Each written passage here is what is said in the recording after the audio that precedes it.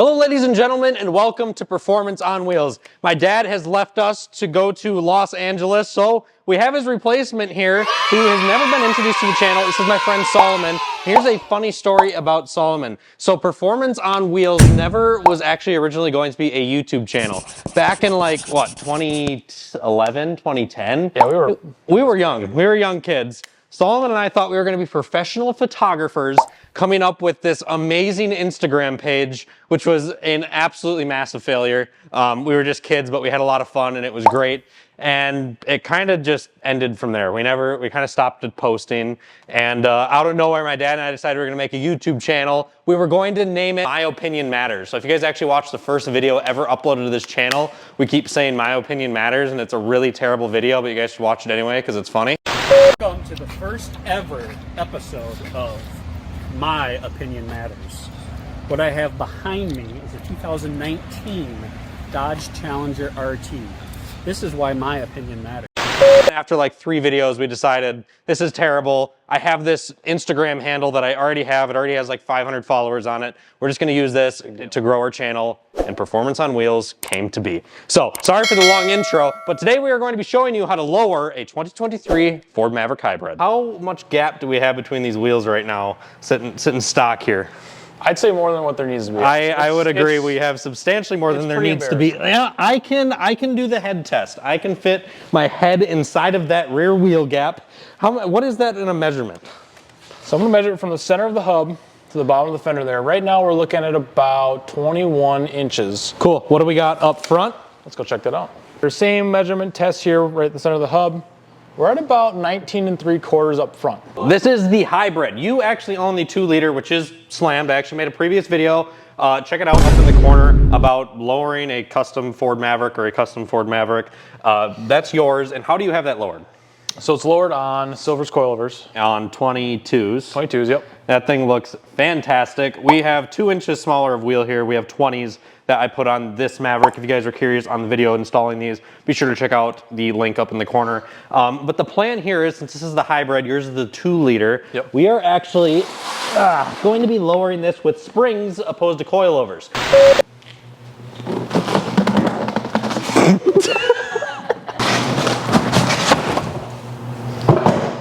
So what we got here is your rear coil spring. So what we're gonna do to lift the vehicle up, drop those rear springs out, pop these ones back in there, bolted up, and we're ready to go.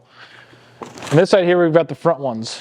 These front ones are gonna be a little bit trickier only because the front is McPherson style. So what that means, we'll take the front McPherson strut system out, we'll undo the top bolt after we compress the coil spring, pull the top pad off, stick this back in there, bolt everything back in, put it back in the car, and we're ready to go. If you've managed to save up enough money to still have $55 left in your savings account after spending $280 on these springs, you should probably hop down to your local AutoZone and buy this very dangerous tool, which you can return for the full refund of $55 when you're done with it. So just make sure that you have at least $55 in savings. You will get it back, but make sure you can, of course, afford food for the remainder of the week. What we have here is how we are going to take apart that McPherson strut up front. These are very dangerous. We're going to show you how these work here in a bit, but they call these the Widowmaker for a reason. Epic montage lifting the Maverick up. Ooh, wait, hold on. 1 second. Zoom in. Who's that? This is my girlfriend, Skylar. I should probably introduce her to the channel. She asked to be the film woman for this entire video, and she asked if she could be a part of the Performance on Wheels payroll. I told her if this video gets 100,000 views, I'd give her $100. So if you guys would be willing to do me a huge favor, help support the channel, hit like, hit subscribe, share this with your friends. But as soon as it hits 99,000 views, do not watch this video ever again. That way I can keep the money in the bank.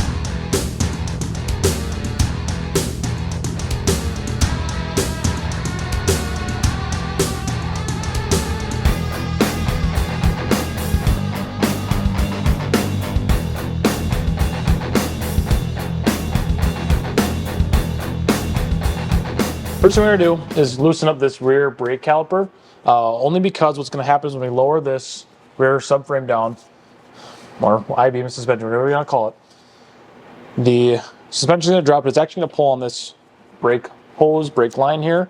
What you don't wanna happen is you don't wanna actually split, pinch, whatever, ruin this rear brake line because, well, obviously that could lead to bad things. So we'll go ahead and we'll loosen up this top one, completely remove this bottom bolt. We'll actually allow this rear brake caliper to pivot.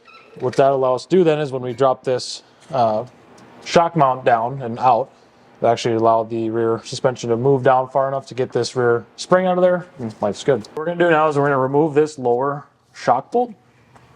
As you can see here, we've got the rear suspension propped up. So what's gonna happen is when I remove this, it'll allow this to drop down. I'll take this and lower it all down, then your rear coil springs will then be able to pop right out. So we don't get demonetized, safety first, but also, don't forget, I'm using chrome sockets on an impact gun. It's another reason why I'm wearing safety glasses. But let's go ahead and get started.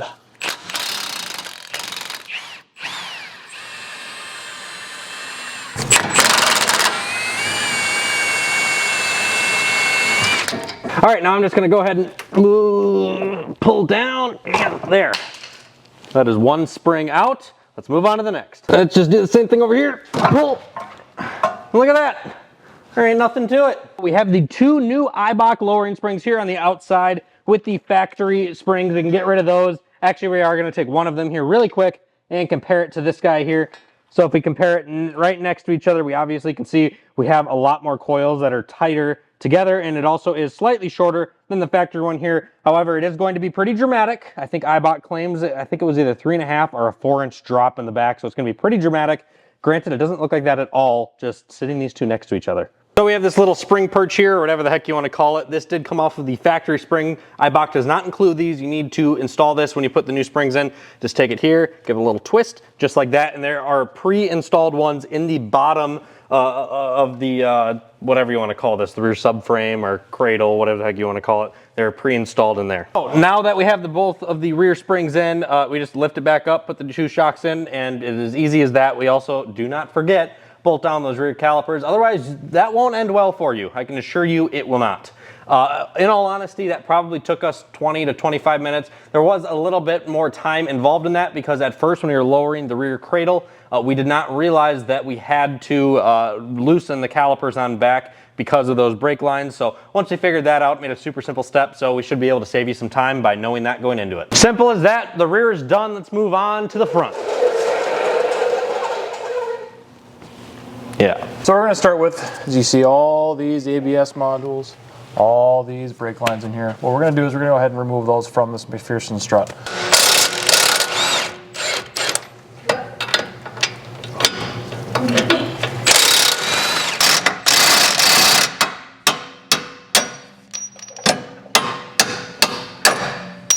Need an 18mm wrench and a T40 to take off the sway bar link like Solomon is doing here. So this is just an example on what you have to do there. When you did see us use that impact, we had an 18 on both sides. One thing to be careful of when you're working on hybrids is all this orange stuff here is electronic. Well, it's electrical, it's battery, it's hybrid. So what you want to make sure you do is be very careful. Next thing you want to do is you've got this plastic tray up here. This is your rain tray. But what it's doing right now is it's actually covering where the top strut mounts are. So what we're going to need to do is start by removing, obviously, your hybrid wiring, but also two of these clips that are holding the plastic cowell vent to your engine compartment. Make sure you don't lose these clips because you need them. So once you've got this cowell loose, you'll notice you've got these wires here and these hoses. Just go ahead and disconnect those. The next thing you want to do is you'll notice underneath this, you've got this black plastic cover for your strut mount bolts. So without taking everything apart, just to make things a little bit easier, you can actually fit a 10mm wrench underneath there. Grab that one out, 10mm there. And you can actually slide this out of the way with most of the stuff still connected. Next thing you want to do is remove these 3 strut mount bolts on the very top of your suspension. And what we removed earlier, we took that little plastic cover out, which is this guy right here. Took out those 3 10mm, and then you just kind of wiggle it between these wires and pull it right on out. Just throw it right on top of the engine bay. So now I remove that top bolt. Now all we have left to do is just take this and carefully fish it out.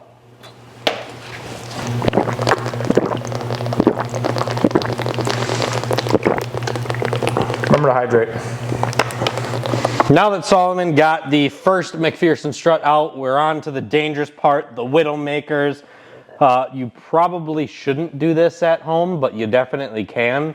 I would suggest taking them to a shop and having them do it. Probably really cheap, but It's like 10 o'clock at night out. There's no shops open and we're stupid here. So let's go ahead and just kind of weasel this guy on here. And you just kind of go like this. One on the top, one on the bottom. Tighten it down. Put the safety pin on here. This safety pin on there. And we're going to do the same thing to the other side. So I got this on both sides here. Basically, what we are doing is we are compressing the spring inside of the McPherson strut.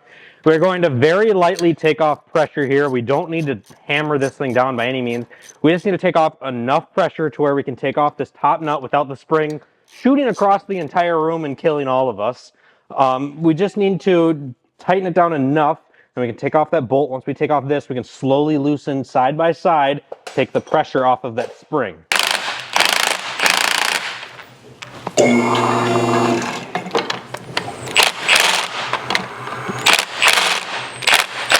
Fortune Cookie says, what is not started will never get finished.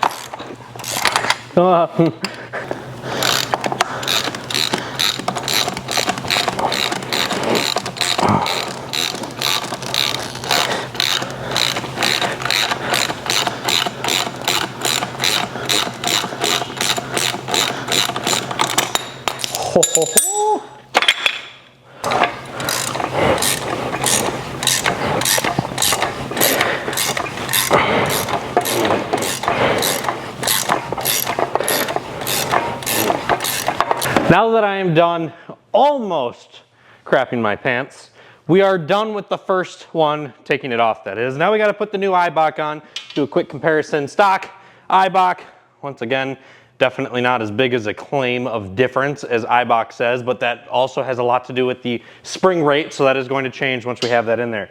So now let's just go ahead and make sure we have that Eibach lettering up. The spring will be sitting just like this in the car, so we want to make sure the wording is upwards. So we set that right in there, and on to that same process again, just the opposite way. Well, luckily with these springs, just to make it super easy, Solomon can just use some pressure to hold these down here, and I can easily just spin it on with my hand. Boom, we don't have to do that dangerous thing. Now we just have to go ahead and tighten this thing down, and we're done. So what we're about to start doing now is I've already got the top nut or bolts threaded into the top of the strut. So I'm going to start tightening these down, and then we'll go ahead and start putting the rest of the bottom in. Super easy. Basically just repeat the steps backwards. Go ahead and start tightening these up here. Then what I can do is put plastic covers back on, put this up all back in there, make it look tidy like it was never even touched, and then we'll be good to go.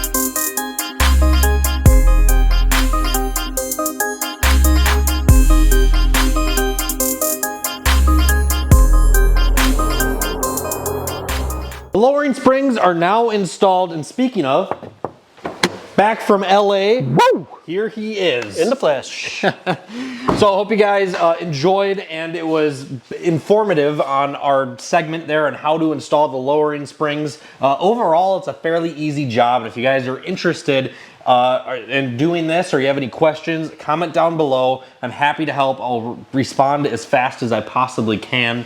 But overall, for $280, $311 after tax and shipping to get them here, I'm really happy with these Eibach lowering springs. Not only is the visuals substantially better, but my ride quality really didn't change, to be completely honest with you. For sure. It drives exactly the same, except for one exception. It does drive a little bit different in one sense. The steering feel is a little bit quicker. It's got a little bit more responsive steering feel. It's not as body rolly. It feels a little bit stiffer to the ground going around corners. It still doesn't feel as good as just the factory all-wheel drive does with the different suspension system that it has. Independent, yeah. With the independent suspension that it has. But it still feels a lot better than it did stock, and it looks a heck of a lot better. Well worth it. Very happy with it. On a later on video, I'll come out with a future update on it. Do you have a tape measure sitting around? I do have a tape measure, but before I grab that, assuming you put it away, I did want to ask since I wasn't here. I'm assuming the install was pretty straightforward. We got a McPherson strut assembly up front, and then the back is just a spring in there. Is there anything you came across out of curiosity? Yeah. So in the back,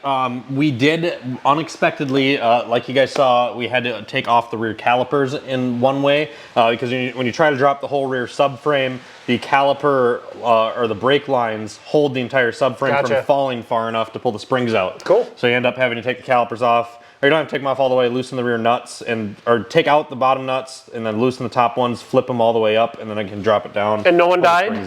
No one died. No, I did the dangerous part, and it went all right. Cool. So, Do you know how to read one of these? I'm not amazing at it, so you should probably do it. Very good. Solomon helped us out with measuring it right out the start, so what are we at now? So at the front, we are at 31 and a half, right on the nut. Solomon actually measured them from the hub to the top. You should measure them from there. I forgot about that. Hub to the top, 17 3/8. Cool. And what are we in back? In the back, we are 18 and an eighth. Cool. All right. Well, compared to stock, it's pretty dramatically lower. It looks a heck of a lot better. And overall, I give this mod 2 thumbs up. Let the Maverick build continue with more videos coming out soon. Thank you guys so much for tuning in here on Performance on Wheels. Look forward to seeing you next time.